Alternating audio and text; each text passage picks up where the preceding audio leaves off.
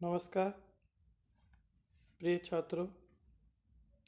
आज हम लिट लकार की रूप सिद्धियाँ पढ़ेंगे। हम पूर्व में पढ़ चुके हैं लट लकार।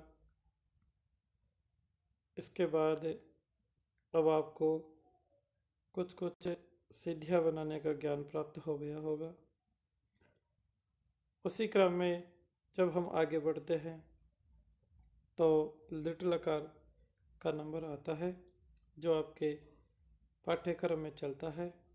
और यह जो 5 लकार आपके पाठ्यक्रम में चल रहे हैं, ये न केवल आपके पाठ्यक्रम में ही है अपितु आने वाली जो प्रतियोगी परीक्षाएं हैं उसमें भी यही लकार चलते हैं। अतः आप सभी विशेष रूप से इनका अध्ययन अपने भविष्य को बनाने की दृष्टि से भी करेंगे। तो आपको स्क्रीन पे नज़र आ रहा होगा, आप देख रहे हैं कि जो लिट लकार है आपको याद भी है, क्योंकि ये तो 6 क्लास से ही याद करवा दिया जाता है। आप देख रहे हैं कि भविष्यति भविष्यतः भविष्यन्ति, भविष्यसि भविष्यतः भविष्यत, भविष्यामि भविष्यावः भविष्यामः। तो ये किस प्रकार बनता है तो आइए देखते हैं। सबसे पहले लेते हैं भविष्यति। तो आपको पता है कि ये प्रथम पुरुष का एक वचन है। लकार आपको पता है कौन सा है, लिट है। तो लिट लकार लाने के लिए कौन सा सूत्र लगेगा, तो इसके लिए सूत्र है लिट शेषे च।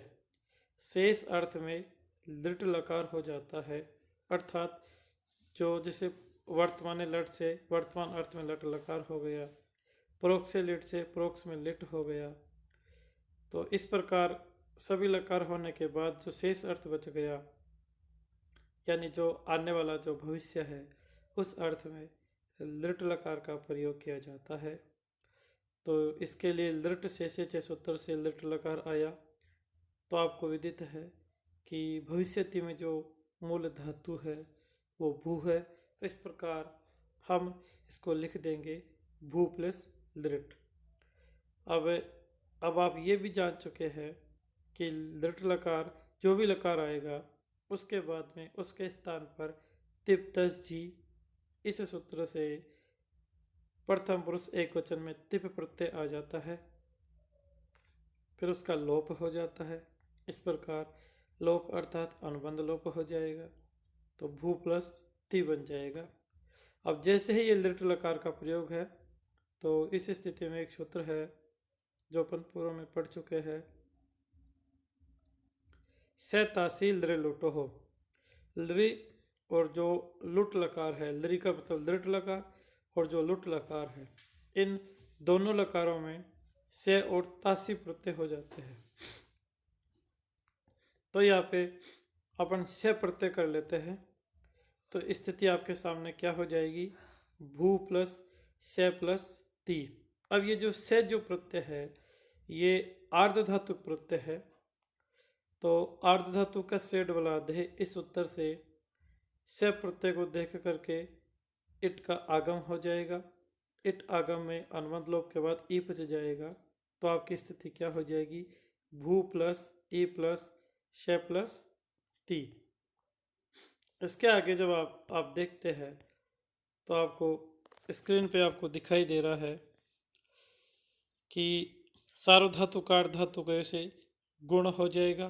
तो भू में जो दीर्घ जो उ है उसके स्थान पे गुण ओ हो जाएगा। तो क्या स्थिति हो जाएगी, भू प्लस ई प्लस से प्लस ती। अब जैसे ही ओ के बाद में ई आपको नजर आ रहा है तो आपको पता है कि एचो या वह सूत्र से ओ के स्थान पे अब आदेश हो जाएगा और आपके सामने स्थिति हो जाएगी भव प्लस ई प्लस से प्लस ती। अब जो से में जो सत्व है वो यहाँ पे दंते सकार है, इसके स्थान पे मूर्धन्य सकार हो जाएगा, आदेश प्रत्यय हो। इस सूत्र के द्वारा प्रत्यय के आगे जो स है उसमें सत्व हो करके भविष्यति रूप सिद्ध हो जाता है। तो इसमें आपको कोई दिक्कत नहीं आई, आप समझ गए होंगे। इसी प्रकार भविष्यति इसी प्रकार भविष्यतः है। तो आगे प्रक्रिया वही यथावत है। इसमें केवल आपको ये ध्यान रखना है कि जिस प्रकार भविष्यति में प्रथम पुरुष एक वचन में जो तिप प्रत्यय लगाया था उसमें लिट लकार में तिप के स्थान पे तस लगाना है, और शेष प्रक्रिया अभी जो भविष्यति में हुई वो की वही होगी।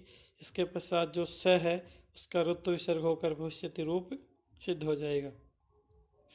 अब इससे आगे जो भविष्यंति है वो प्रथम पुरुष बहुवचन में जब आप झी लेकर के आओगे तो जिस प्रकार हमने लिट लकार में जो भवंती में जो ती था उसमें अंत्यादेश किया था, ठीक उसी प्रकार यहाँ पे भी झोंते सूत्र से जी को अंत्यादेश हो जाएगा। शेष प्रक्रिया भविष्यति वाली है, तो ठीक इसी प्रकार भविष्यंति सिद्ध हो जाएगा।